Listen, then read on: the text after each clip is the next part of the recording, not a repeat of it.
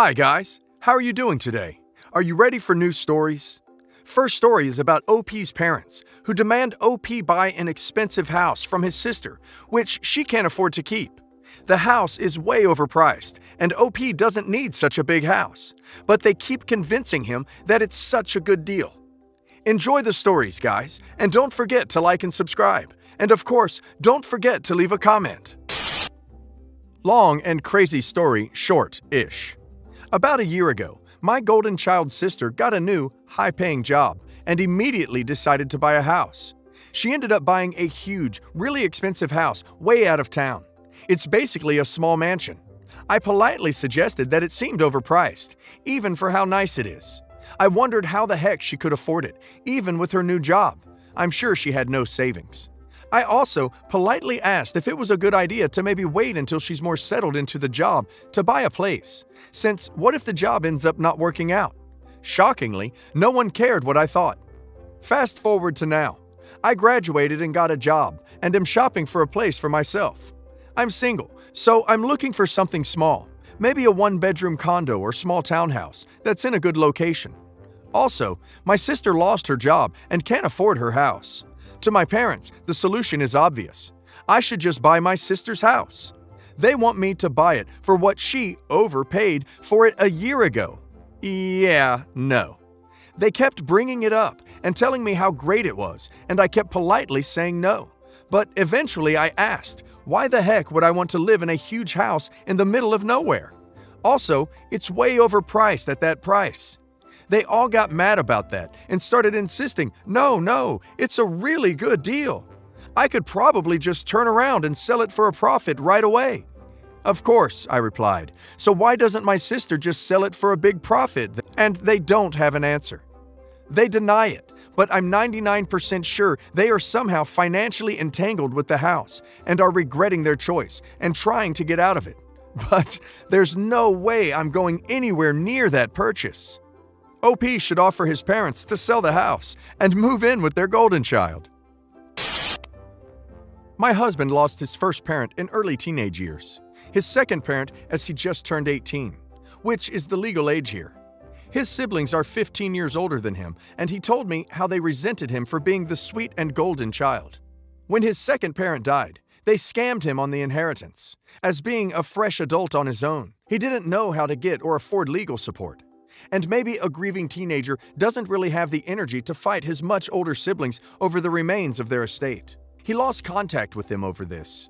He had some tough years after that, as he had neither money nor someone to teach him how to manage adulthood. However, that's some years ago. In the meantime, we met, dated, and married. I took his rather unique name, at least for this region. He is mostly well, but any remark that reminds him of his family is bringing up all those painful memories. He still has attachment issues. Anyway, around 2 weeks ago, I met with some new clients. After the meeting, a lady stayed behind and asked me if I knew someone by the name of my husband. I told her yes, and that he is my husband. Where did she know him from? Turns out, she is his sister, which immediately sent me into protection mode, as I am not too fond of her from the stories of my husband. I am getting a bit taciturn, but we're still chatting a bit, until she asks me if I would give her my husband's contact details, which is where I have to put the cards on the table.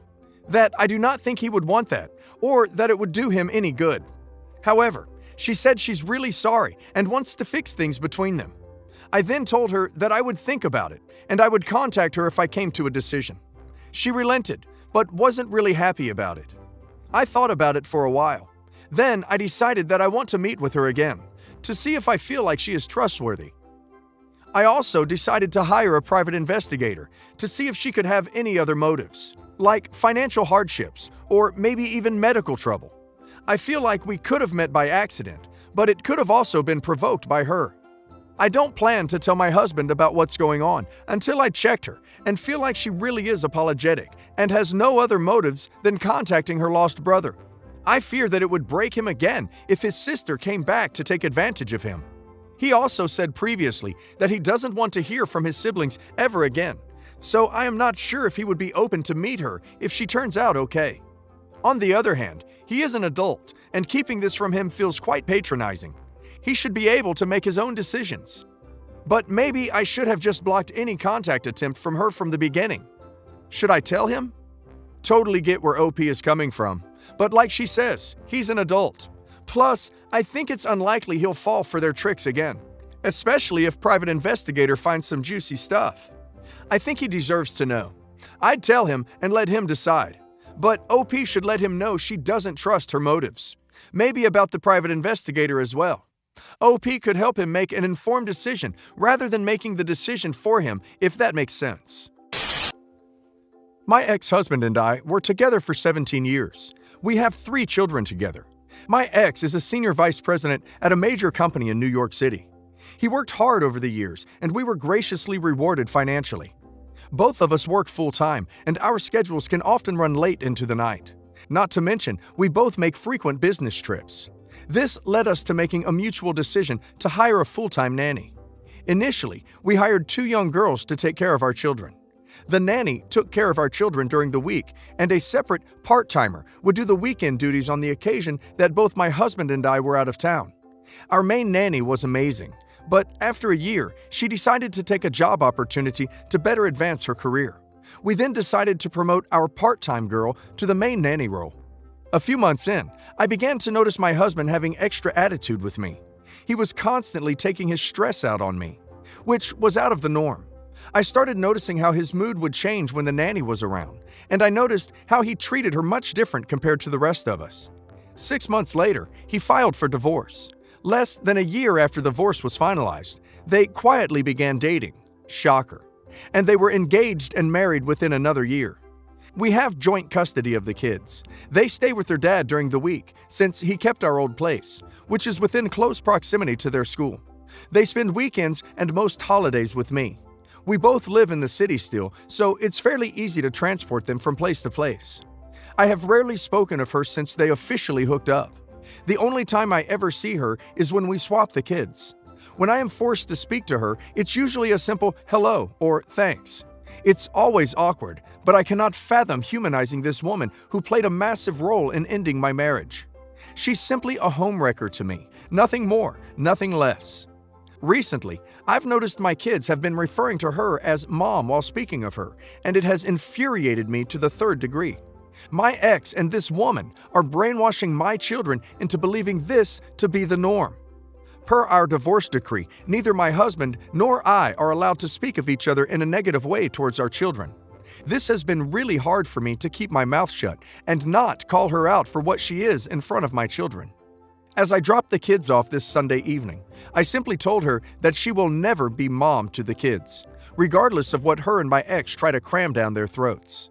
Monday morning, I got a text from my ex cussing me out for my comment. He revealed that she's pregnant with their child, and that me yelling at her that way, I did seriously upset her and could have done damage with her being pregnant and all.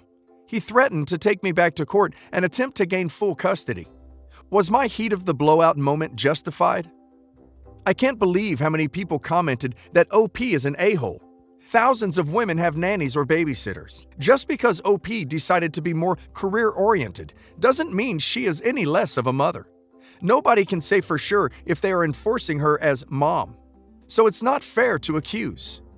What they aren't doing is enforcing OP as mom. OP is their mother. She will always be their mother. Not to say she can't be a mother figure. Obviously she is. She's their stepmom, like it or not. It's not like OP called her a weaselly home-wrecking bee. I mean, seriously, after having her 17-year marriage fall apart, going through a divorce and custody agreement, and figuring out how to balance work and kids alone, OP was bound to have a breaking point. Not that it excuses OP's accusations, but it does give reason. My work friend Jane, fake name, is getting married in January. I had never considered her to be a close friend, but she asked me to be a bridesmaid, so I guess that means something. For context, I was brought up in India, so it was a major culture shock for me when I learned just how Americans are obsessed with their wedding days about being them. Like, I cannot stress enough, our weddings are filled with at least 700 to 1,500 people. Basically, everyone we know. And weddings are pretty standard unless you are rich. Nobody actually hires a wedding planner or anything, or even personally chooses the flowers and decorations. But the most shocking thing was, brides get mad at kids if they cry because they are taking away attention. Or other stuff like not having pregnant, more beautiful woman at weddings, etc., etc. People making pay for their honeymoon. In India, butts would be whooped for being so self-centered. But I have learned to respect this, no matter how bizarre for me. These are all real stories I have heard, and regardless to say, I am scared of American brides and decided long back never to attend weddings and definitely not to be part of it unless it's my best friends. No, I am not going to cut my hair for someone and dress out of my style. I am sorry. Jane knows this. She had laughed at my absurdity. So her asking me was a shocker, and I declined, citing the above reasons. She kept insisting, saying she isn't a bridezilla and would be understanding and whatnot. After 2 weeks of saying no, I finally gave in. Cut to a month later. We have been texting in a group, trying to decide on dresses, bachelorette party, and whatnot. Jane straight up said to one bridesmaid to lose some weight because she might feel ugly with the other girls and it will not be aesthetically pleasing. I got mad at her for that, and she cited the classic reason, saying, I have been planning this since I was a little girl. To which I replied, planning what? To be a bridezilla? And she called me B, saying I should be thankful that I get to be a part of the wedding. And when I asked her what did that mean, she replied saying, I am the only person of color bridesmaid, which will mean I will automatically catch attention, thus taking the limelight away from her. And she also has to be mindful of what color will suit me.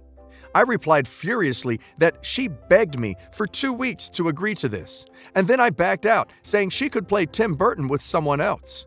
I am also friends with Jane's fiancé, and out of anger, I told him the details of the fight.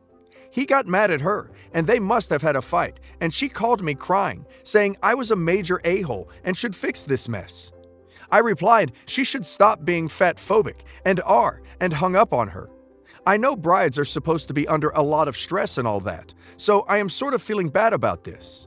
Am I the a-hole? Edit. Wanted to say this. She said, don't be such a B. I think going to her fiancé was a wrong move from my side.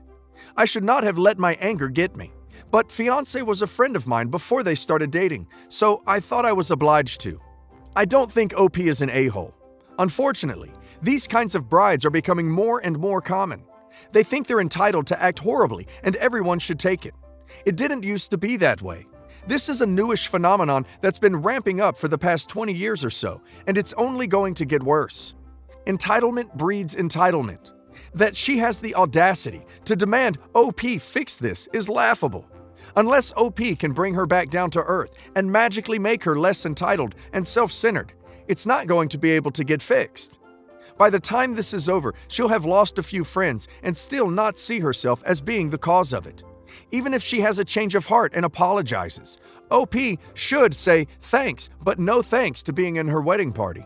I wouldn't even attend as a guest at this point. Update. I'm sorry, but the story is 100% real. And I am also sorry if I hurt someone's sentiments by going on a rant about American weddings. I just wanted to tell you how bizarre it really does sound to me. And the stories I listed for examples are all I have heard from my friends. I knew that if I committed to being a bridesmaid, it would be extremely hard for me to bend according to the bride's wishes. So I simply decided never to put myself in that situation. Unless it's my best friend's wedding, who will be totally understanding, hopefully. Why should I agree to something I will 99% hate to do, and then possibly make a deal out of it, thus creating more pressure for the bride? Anyways, someone asked me how I knew the fiancé. Let's call him Charles. And the thing is, Charles and I went to the same college. We never exchanged numbers, but were mutuals on Instagram. I, in a fit of rage, communicated all the details of the fight with him. And I guess in my mind, it was justified by saying he deserved to know about her actions. But yeah, I also did it out of spite, not proud of it. Charles later called me to say they had a fight, and apparently Jane's sister, Lizzie, had made some comments about the other bridesmaids being out of shape, which led to Jane being all mean about it. Also, Lizzie will be the photographer, so it was hard for Jane to contradict her on anything. And I am guessing they also have some issues between them as well. FYI, Lizzie was also in the group chat, and Charles said that she had asked Jane to drop me because no matter what, I will not fit in Lizzie's plan of action. Clicking photographs? The aesthetics of the wedding pictures? I don't know. All in all, I don't think Charles is mad at me for informing him of this crisis. A day after the fight, Jane too called me, calling me a homewrecker.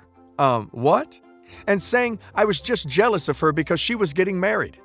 Also, a kind person had messaged me here, saying things might even go to the HR.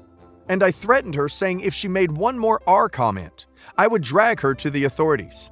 She caught the gist and soon hung up. But a few hours later, she texted me, saying that I could give her wedding gift now, itself, since I won't go to the wedding. I left her on scene. And also, the bridesmaid they fat-shamed? And yeah, I wish I could take the whole credit for the Tim Burton comment, but I can't. I had to Google to make sure I was citing the right director before I said that, so thanks to Google too. So anyways, that's it.